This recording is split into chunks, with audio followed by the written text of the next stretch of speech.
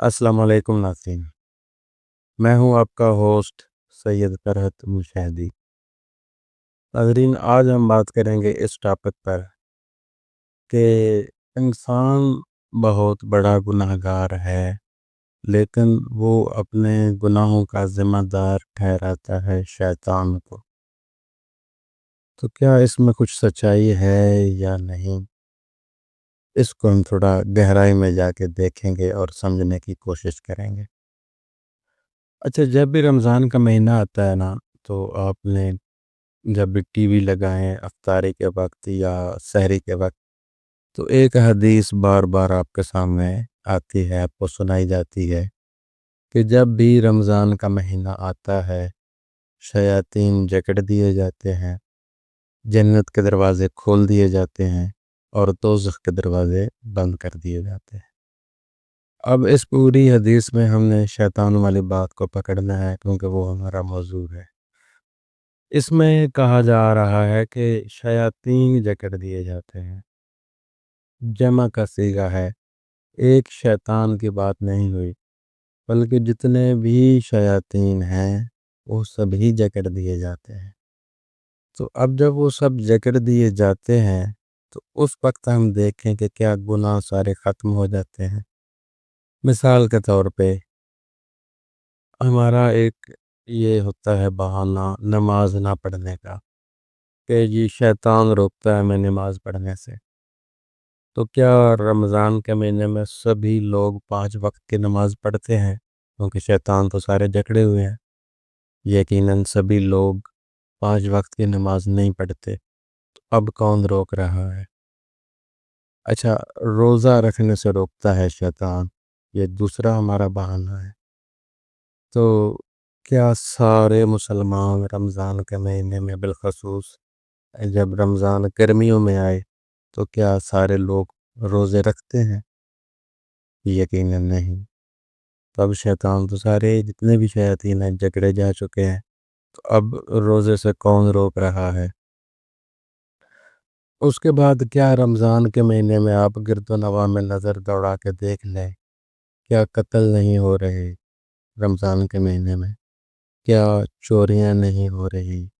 کیا جوا نہیں کھیلا جا رہا؟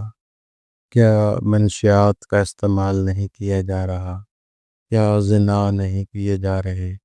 بلکہ وہ جو بڑا زلزلہ آیا تھا جس میں زیادہ مظفر آباد میں نقصان ہوئے تھے، تو وہاں پہ میں نے خود نیوز میں دیکھا تھا کہ دن کے وقت وہ وہاں پہ موجود تھے لوگ، صبح صبح یہ زلزلہ آیا تھا اور وہاں پہ ان کو برہنہ لاشیں ملی تھی۔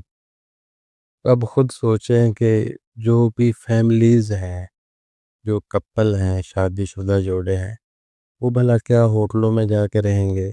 یقیناً نہیں۔ تو وہ تو ایسے ہی جو ٹائم پاس والے لوگ ہوتے ہیں وہ وہاں پہ گئے ہوئے تھے گناہ کو سر انجام دینے کے لیے، تو وہ ان کی وہ برہنہ لاشیں تھی۔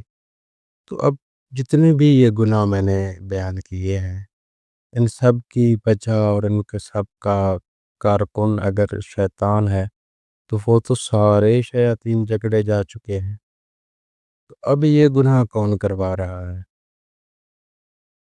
بس ہمارے پاس تو کھلا بہانہ ہے، آسان 2 لفظوں میں کہہ دیتے ہیں کہ یہ شیطان کروا رہا ہے۔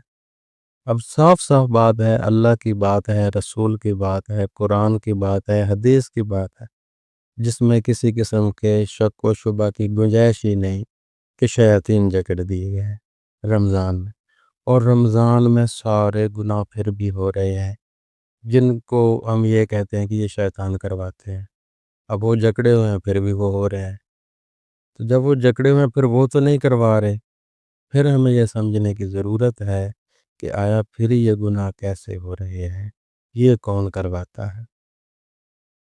تو اس کو سمجھنے کے لیے ہمیں تھوڑا سا ڈیپلی جانا پڑے گا، اور ڈیپلی ہم یہاں تک جائیں گے کہ ہمیں معائنہ کرنا پڑے گا اپنے نفس کا، کہ جو ہمارے نفس کی ٹیوننگ ہے وہ کیسی ہے۔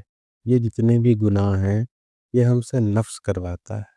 نفس کو بے شک کنٹرول یہ ابلیس، شیطان، خبیث اور خناس ہی کرتے ہیں، لیکن انہوں نے اس کی ایک خاص ترتیب سیٹ کر دی ہے، اس کو ایسے ٹیون کر دیا ہے کہ یہ اوپر آپریٹر نہ بھی بیٹھے ہوں تو وہ اسی چال میں چلتی رہتی ہیں چیزیں۔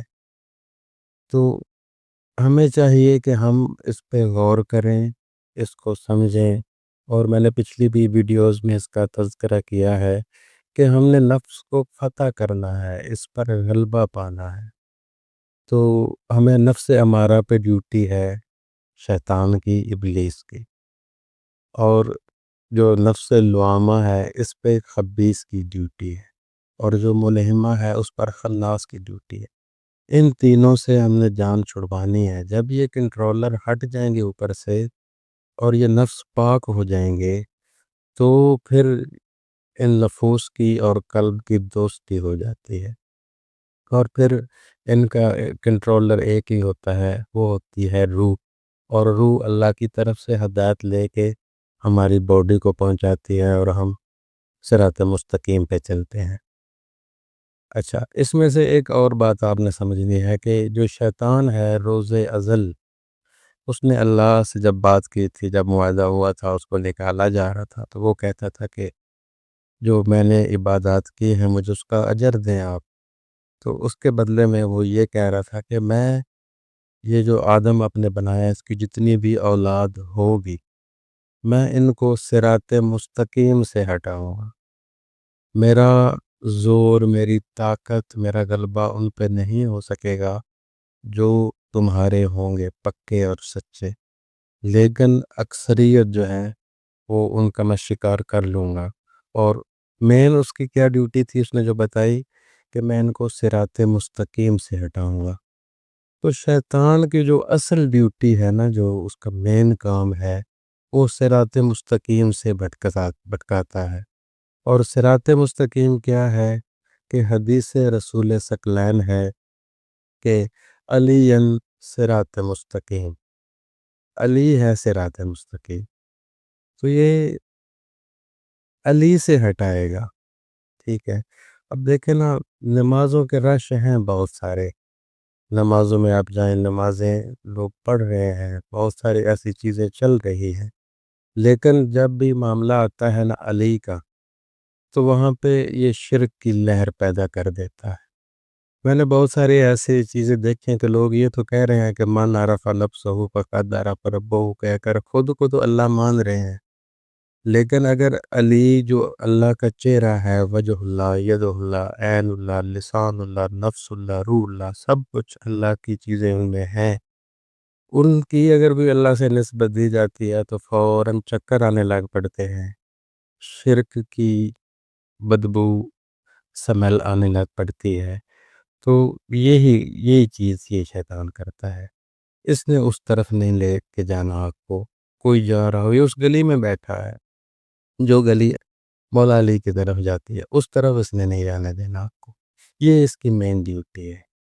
باقی جتنے بھی گناہان ہیں، کبیرہ و صغیرہ، ظاہری و باطنی، یہ آپ کا نفس سر انجام دے رہا ہے۔ تو جب رمضان میں یہ شیاطین جکڑ دیے جاتے ہیں تو تب جو گناہ ہوتے ہیں وہ یہ نفس کرواتا ہے، تو اس کو پاک کرنا ہے، اس پہ غلبہ پانا ہے، ہم نے اس کو پتہ کرنا ہے، یہ ہماری ڈیوٹی ہے۔ امید ہے میری بات کی آپ کو سمجھ آ گئی ہوگی۔ اپنا رکھیے ڈھیر سارا خیال، اور مجھے یاد رکھیے اپنی دعاؤں میں، اور میرے چینل کو سبسکرائب کر دیں تاکہ میری ہر ویڈیو آپ تک پہنچتی رہے۔ اللہ حافظ۔